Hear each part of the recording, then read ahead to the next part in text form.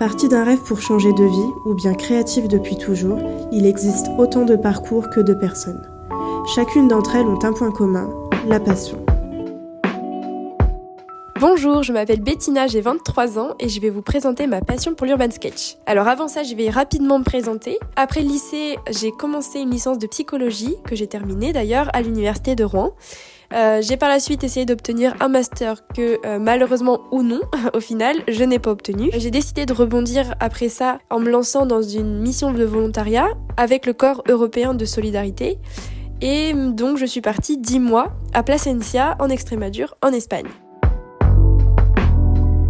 Alors j'ai toujours dessiné, d'ailleurs mes grands-parents, mes parents et ma sœur ont tous une part d'artiste en eux, mais c'est en Espagne où, grâce à plusieurs rencontres, j'ai envisagé pour la première fois de faire de ma passion pour le dessin mon métier. Dès le début, j'ai tout de suite été consciente que savoir dessiner, c'était pas suffisant pour être illustratrice, en tout cas pas à mon sens. J'avais besoin de reprendre mes bases et surtout d'apprendre un cadre plus professionnel. C'est pour ça que j'ai commencé à rechercher une formation, et notamment en ligne, puisque après ces 10 mois de volontariat, je suis restée en Espagne et donc la distance oblige, j'ai dû trouver une formation à distance et en ligne à 100%. Et c'est là que j'ai rencontré et j'ai découvert l'école EDA et c'est du coup à ce moment-là que l'aventure a commencé. C'est donc en Espagne que j'ai découvert ma nouvelle passion, l'urban sketching, ou croquis urbain en français. C'est une pratique qui consiste à dessiner des scènes de vie quotidienne en milieu urbain. Donc l'idée c'est qu'on va principalement dessiner des façades de bâtiments, de rues, des paysages. C'est particulièrement bien adapté dans le domaine du voyage, puisque tous les carnets de voyage illustrés, ça relève en fait de l'urban sketching. Et c'est particulièrement bien puisque ça permet d'illustrer des souvenirs, des moments frappants de notre voyage, etc. Donc c'est vraiment un bon souvenir et c'est très sympa à partager par la suite. En Espagne, j'ai eu la chance de pouvoir être membre de l'USK de Cáceres en Extrémadure, donc Cáceres qui est une ville à côté de Plasencia, la ville où je vivais. Pour remettre dans le contexte, l'USK c'est une communauté internationale de dessinateurs urbains. En principe, il y a une association dans chaque grande ville ou moyenne ville du monde. Alors, ça dépend des zones, bien évidemment. Par exemple, il y en a une à Paris, bien évidemment. Aussi, dans certaines grandes villes de Normandie. Je parle de la Normandie puisque je suis normande, je suis née là et j'y vis. Donc, on en a dans les villes comme Caen, comme Rouen. Et bien sûr, il y en a beaucoup en Espagne et elles sont particulièrement actives. Alors, avec cette association, on se réunissait un samedi matin par mois. On se donnait environ 3 heures pour dessiner un endroit en particulier. Ça pouvait être un monument de la ville ou un lieu culturel ou touristique très important de la zone, de la région. À la fin de ces 3 heures, on se réunissait tous pour partager nos créations. Donc c'était un moment qui était vraiment très intéressant puisqu'on avait plein de personnes avec des profils différents pour avoir quelqu'un qui avait 30-40 ans d'expérience dans le dessin et on a des enfants aussi. Donc l'intérêt était que comme on dessinait tous l'ensemble la même chose, le même lieu, on pouvait à la fin voir tous les points de vue différents, les techniques utilisées et c'est très très très enrichissant. Pour ma part, ça m'a permis d'améliorer énormément ma technique et ça m'a donné plein de nouvelles idées. Pour parler de ma technique, justement, j'utilisais avant directement l'ancrage puisque pour moi, j'étais dans une démarche au début de faire ça rapidement. J'avais envie de dessiner rapidement pour pouvoir en faire plusieurs dessins. Et puis plus ça va, plus en fait j'apprécie de prendre du temps sur un dessin en particulier. Et je prends le temps maintenant de passer par la première étape du croquis au crayon de papier, qui je trouve permet d'avoir un résultat qui est quand même plus travaillé. Après cette étape-là, je passe à l'ancrage avec mon crayon noir à pointe fine, qui est donc avec une encre aquarellable.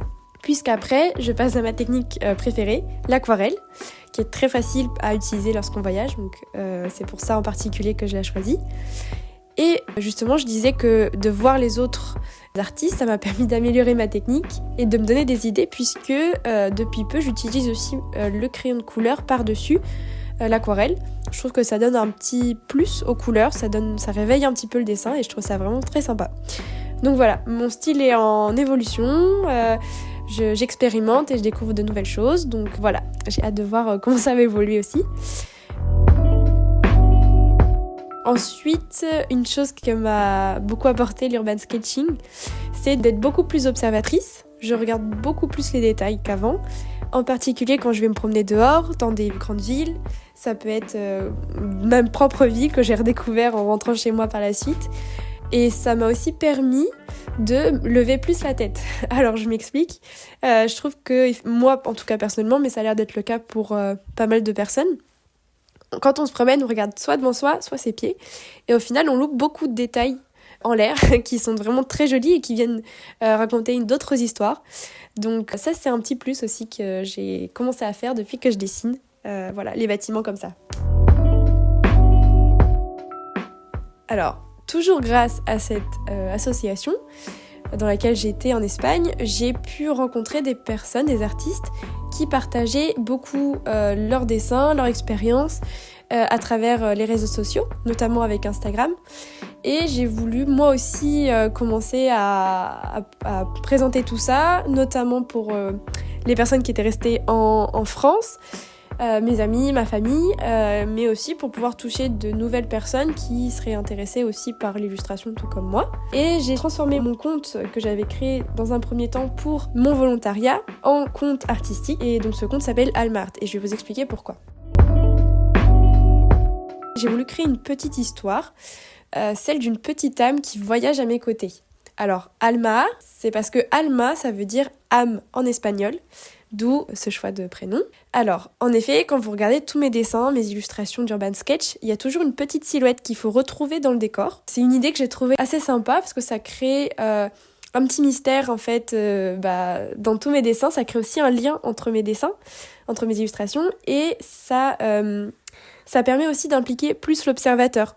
C'est toujours super sympa quand les gens découvrent qu'il y a une petite âme à chercher et qu'ils sont à regarder tous les dessins et à chercher en fait la petite silhouette. Ça permet aussi donc à l'observateur de regarder plus les détails et de plus impliquer en fait dans le dessin.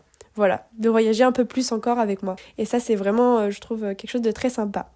Pour la petite histoire, cette petite âme, que j'appelle du coup petite âme, elle représente pour moi toutes les personnes qui veillent sur moi de l'autre côté, à travers mes voyages. Mais l'objectif, c'est que chacun puisse imaginer qui cette petite âme représente pour lui. Avec mon compte Instagram, j'ai aussi créé une boutique en ligne où je vends des impressions de mes dessins que je réalise moi-même. C'était aussi une proposition qu'on m'avait faite de créer mes propres impressions pour ensuite les revendre. Ça me permet aussi de découvrir un autre aspect, celui de la retouche sur ordinateur, reprendre les couleurs, faire des tests d'impression. Et puis, je propose aussi des illustrations personnalisées. Donc, ça va être des personnes qui vont venir me voir pour réaliser un dessin de leur maison de vacances, de leur maison de famille, ou encore, j'ai eu le cas aussi, une église très importante pour eux. Voilà, ça veut être des lieux comme ça qui sont représentatifs pour certaines personnes. Pour finir, quel conseil j'aurais aimé recevoir à mes débuts ? Alors, je dirais, n'aie pas peur de rater. Parce que du coup, moi, je suis plutôt dans le genre à avoir un carnet musée, comme on me l'a déjà fait remarquer, en tout cas comme on me l'a déjà dit. C'est un terme que je trouve assez joli, mais en même temps qui est très vrai, dans le sens où j'aime avoir un carnet qui est très propre, rempli de pages avec de beaux dessins, sans rature, sans rayures ni rien. Et c'est très bien, mais en même temps, ça m'enfermait beaucoup, puisque j'avais peur d'expérimenter et de me tromper et en fait de gâcher une page. Et ça m'a beaucoup bloquée en fait dans mon avancement pendant longtemps. Sauf que je me suis rendu compte il y a peu effectivement que se tromper ça permet d'avancer, et ça permet aussi au final de créer de nouvelles choses et de découvrir de nouvelles choses. Par exemple, les crayons de couleur, rajouter du crayon de couleur par-dessus mon aquarelle, ça au début je le faisais pas du tout. Puis un jour je me suis dit tant pis, je prends le risque de rater le dessin, mais je vais rajouter cette petite touche de crayon de couleur pour voir ce que ça donne. Et au final c'est quelque chose que j'aime bien et que je rajoute maintenant dans tous mes processus. Donc comme quoi, oser sortir de sa zone de confort et faire des choses qui potentiellement peuvent ne pas fonctionner, ça peut aussi être très formateur. Voilà, donc ça c'est vraiment le conseil que j'aurais aimé recevoir depuis le début. N'aie pas peur de rater. Rendez-vous très prochainement pour découvrir de nouvelles histoires avec l'EDA, l'école d'art appliqué à distance.